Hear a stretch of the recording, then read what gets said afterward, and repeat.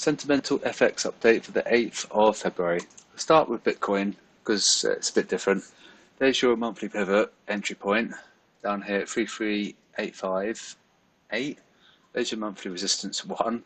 MR2 is 48822 and MR3, you don't know, it's probably not going to get there, but you don't really know for sure, but 55667.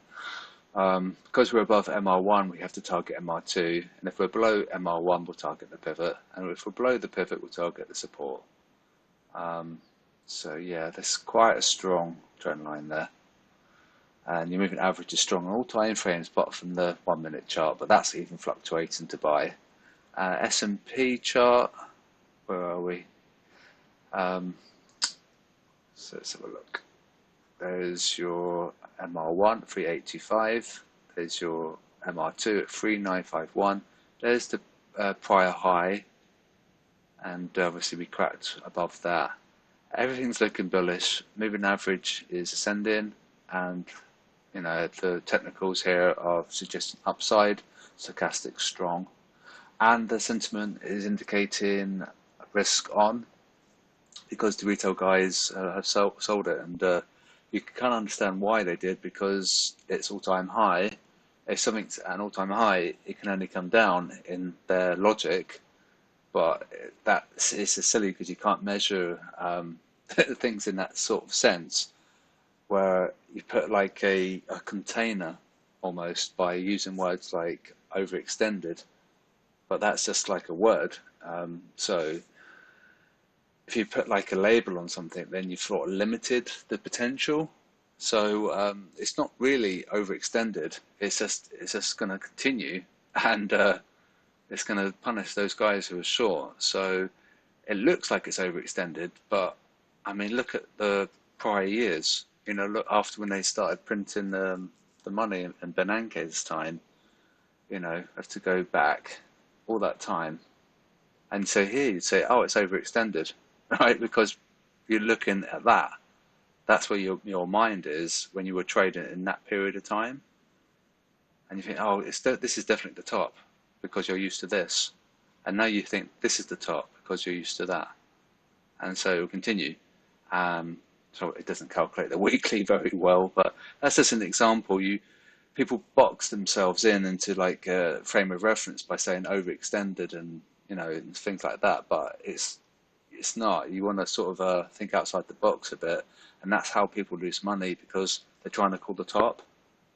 And the reason I'm saying this is because we've got risk on signals, so they could potentially do very well. So I'll talk about the two signals that we have. It's AJ, and so you do want to keep an eye on 8102, and that's your monthly resistance. So if it falls below, just get out, and then if it rises, we just simply buy, and hopefully you try and get some nice candles above that just for confidence, and then we can rally. MR2 is 8201, so it's 100 pips potential with a tight stop. It could be an amazing trade if you time it well, because the direction, and that's the key. So SLC is 8122, 8077. AU, this is another signal, so this once it loads, 7721. SLC is quite far at 7549. We're a buy at the high level. Check your greens. The signal is to buy. So yeah, hopefully tomorrow the signals will be nicely green for us, and that'd be nice. But we do need risk on to continue. We don't want any scary story or anything like that. EA, 15930 and 15610. And I'll just zip through these. SOC above EU is 120.70, 120.14. Could potentially get that, and then we could fall. But don't forget, if we're risk on, this could rally because the dollar will soften. So that's something to bear in mind. On the flip side, we are below monthly pivot at 121.80. So assuming that we hold below that, it has a biased tint to the technical. It's going to be a strong resistance, I think. bit tricky, and we've got inflation data on Wednesday, so that could be a big mover as well. So take care. I think it could be a stop hunt and then dump, but it would disagree with the sentiment, so you have to be careful. GU, again, this is a likely candidate. It's close, so God, it's taken long time to load. 137.60, 136.74. We're a buy at the high level, so we should come up to get the stops because we're a buy, and that's going to be a lot of money up there. NU, probably the same, I think. 72.35 and 72.10 because we're a buy, and so if we were a buy, we target SLC above, and we're above monthly pivot. EJ, this is an interesting one because it looks like it's rounding. If it rounds and it comes up, then we'll come down. So it all depends what the retail guys do, the herd. If they buy it, we can come down, and we might crack monthly pivot.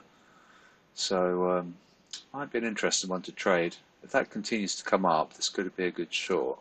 So potential anyway. SLC 127.20, 126.49. Pound yen, 145 on the dot, and 144.32. It's quite a large size, so come up, down, or take it and continue. The MR1 is 145.10, so bear that in mind. Dollar yen, 105.80. This is a long way away. 103.48. Stops are so wide. It's crazy how wide those stops are, but that's where they've got their stops. So that's where you target. Monthly pivot is 104.08, so it's bullish above technically.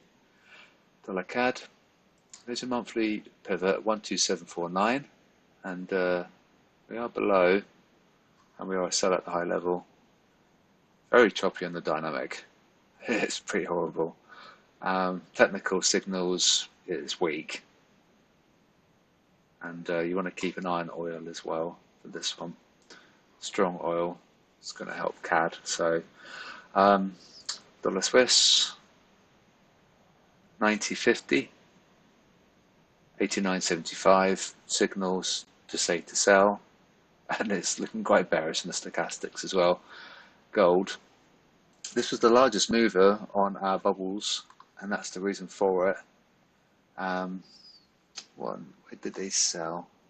1809. Yeah, they figured it was going to fall below, I assume. They thought it was going to fall back below 1800, and so they sold it in a big way. There, 1813-ish.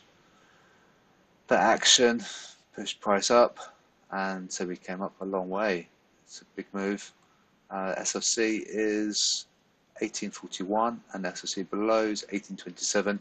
Wednesday is going to be a big day for gold because of the inflation data. So it could be a big mover to the downside. So you want to be careful. Yeah, as long as you're respecting your risk management, you should always be fine. If you're using the resistances and your pivots, then that's quite a nice risk to reward because anyone can afford like a 5-pip stop. It just requires a bit of time and spare time, but we know the direction and we know the bias. We just need the risk on to continue, and we should be okay. So we might potentially have a good week this week, and that'd be nice, but we do need risk on.